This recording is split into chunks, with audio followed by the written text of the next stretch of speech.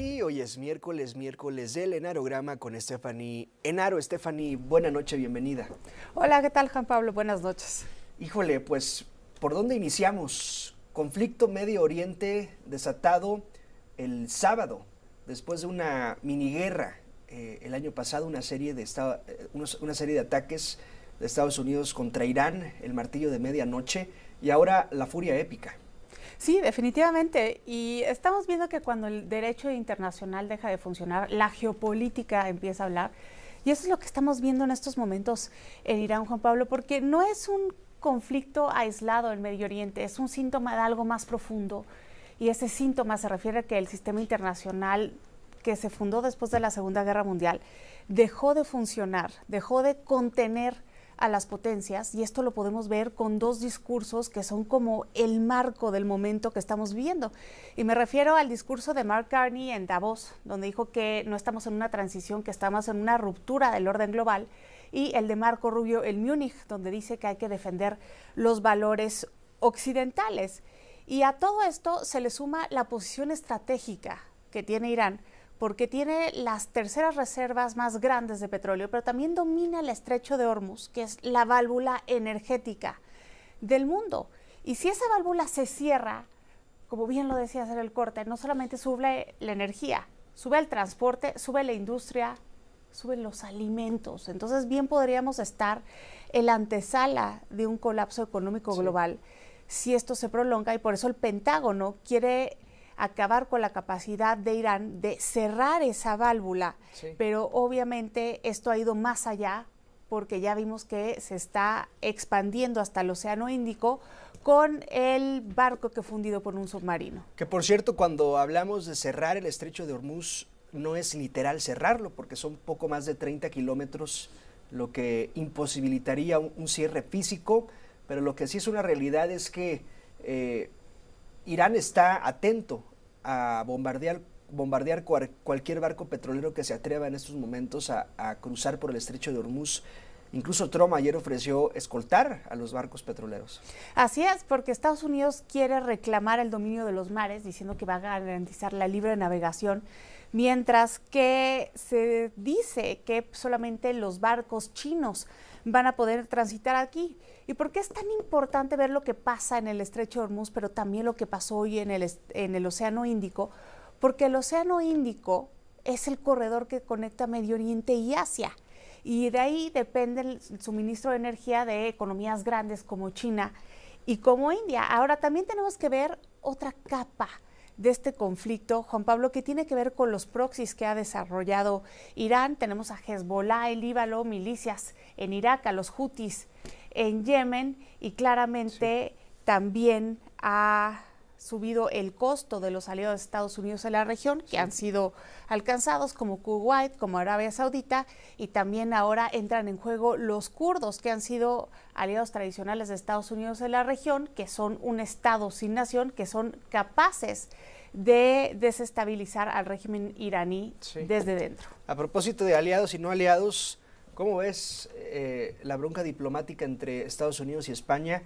Pedro Sánchez dice, no, yo no voy a prestar mis bases militares o las bases militares que están en España, porque no son propiedad del gobierno español, sino que están instaladas ahí. Y hay una serie de salguemientos, es decir, Caroline Leavitt dice, según la información que yo tengo, ya autorizó el gobierno español. El canciller dice, no, pues seguimos en la misma, no hay una oportunidad para que Estados Unidos recargue combustible o aterrice sus aviones en estas bases.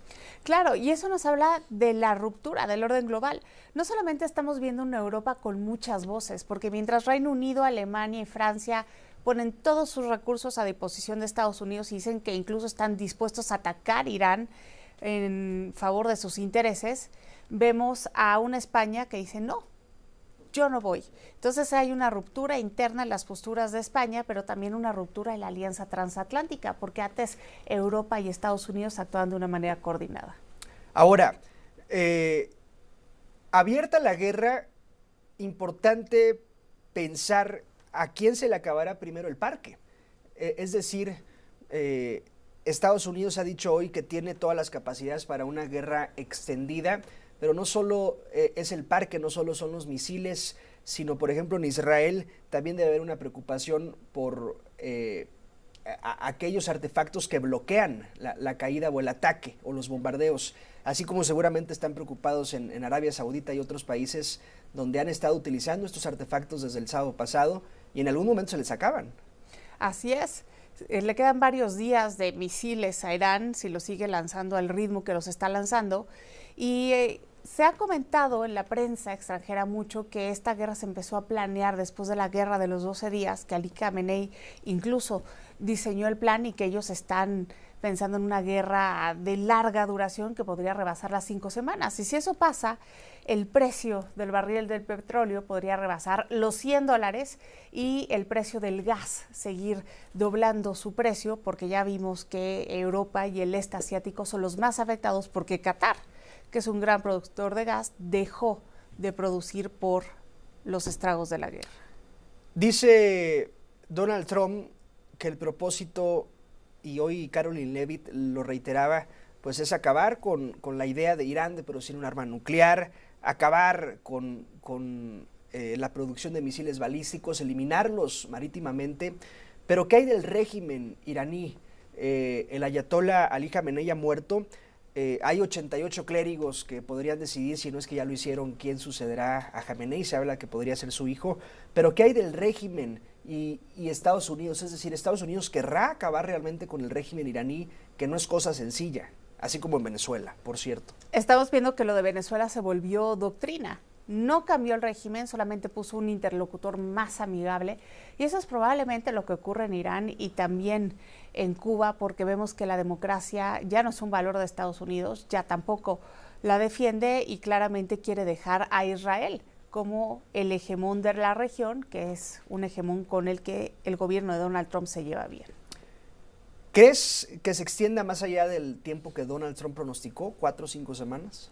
Me parece que sí tiene potencial para extenderse más y lo más peligroso es que pueda esparcirse por toda la región. Estábamos viendo cómo Líbano. Más, porque ya está esparcida. Ha sido severamente dañado, ¿no? Y tenemos un conflicto bastante severo a escasos kilómetros, que es el conflicto de Pakistán con Afganistán.